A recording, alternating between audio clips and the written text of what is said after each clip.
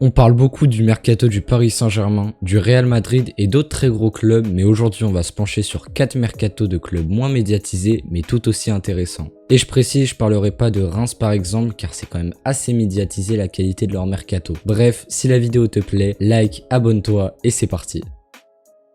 Et on commence avec l'une des équipes à suivre cette saison en Europe, le Bayer Leverkusen, car ils ont un très bel effectif de jeunes avec le très grand Florian Wirtz et ils sont emmenés par leur coach Xabi Alonso. Et ce mercato va faire passer les Allemands dans un nouveau cycle, car les dirigeants de Leverkusen ont très bien travaillé pendant la période mercato, en apportant d'abord 2 joueurs d'expérience, Jonas Hofmann en provenance de Mönchengladbach, mais surtout Granit Xhaka qui s'en va après quelques années à Arsenal, dont une dernière exceptionnelle.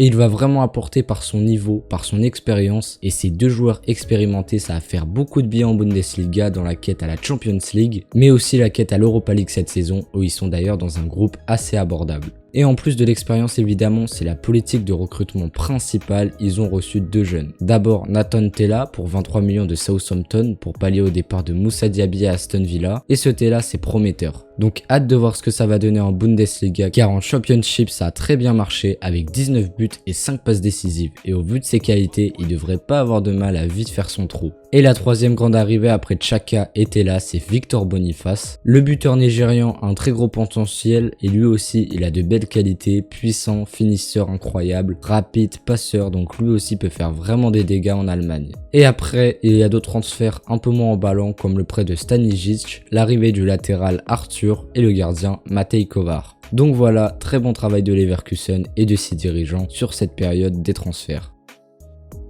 Et on fait à présent un tour en Espagne et à la Real Sociedad qui jouera la Champions League cette saison et qui a donc amélioré son effectif en conséquence. Et ce mercato est assez spécial au vu des seulement 17 millions dépensés, mais fair play financier de Tebas oblige, il est très dur et ils ont dû faire avec peu d'argent et donc prioriser les arrivées libres et les prêts. Mais il y a quand même eu un gros investissement suite à la retraite de David Silva qui était indiscutable, et ce joueur qui va le remplacer c'est le vraiment prometteur russe Arsène Zakarian qui a 20 ans et qui sort de 2 grosses saisons avec le Dynamo Kiev. Je pense que c'est une très bonne recrue qui est jeune, qui va progresser et qui pourra peut-être exploser à l'avenir. Après, il y a eu 3 millions pour Odriozola, je sais pas trop quoi en penser, il était au placard au Real Madrid, mais on verra ce que ça va donner. Et il y a eu aussi 2 prêts intéressants avec d'abord Tierney qui est plutôt pas mal mais qui était sur le banc Arsenal, mais on sait qu'il peut être bon et ça peut marcher à la Sociedad. Ils ont pris en prêt aussi André Silva de Leipzig qui était plutôt en difficulté à Leipzig. Et même si ses stats étaient corrects pour un buteur titulaire, il fallait plus. Et le recrutement de Openda et de Sesko l'ont poussé directement vers la sortie. Le joueur est bon et il est capable de très bon en confiance, donc ça peut être vraiment un coup pas mal s'il se relance en Espagne.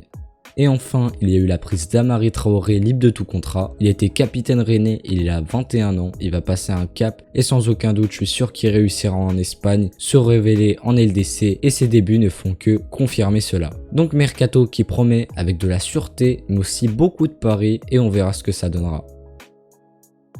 Et enfin, le troisième et dernier mercato sous côté de cette vidéo, c'est celui de l'Union Berlin qui a une histoire, une ascension juste folle, car ils étaient encore en Bundesliga 2 il y a 4 ans et aujourd'hui ils sont à quelques jours de phase de groupe de la LDC. Bref, si on parle mercato, il y a un très beau coup en recrutant la doublure de Di Marco, donc Robin Gosens de l'Inter pour 13 millions d'euros. Et ça c'est vraiment, comme je le répète, un très bon coup, c'est un joueur qui apporte énormément offensivement et beaucoup défensivement.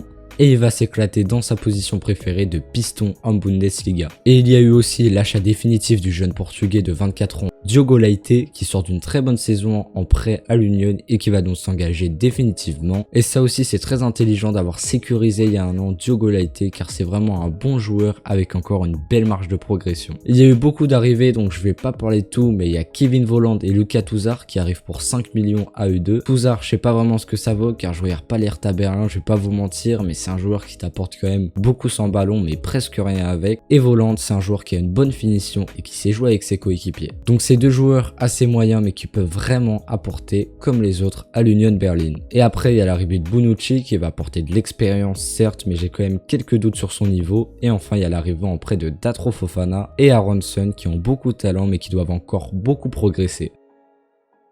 Et c'est donc la fin de cette vidéo. Like, abonne-toi, à la prochaine et vive le foot.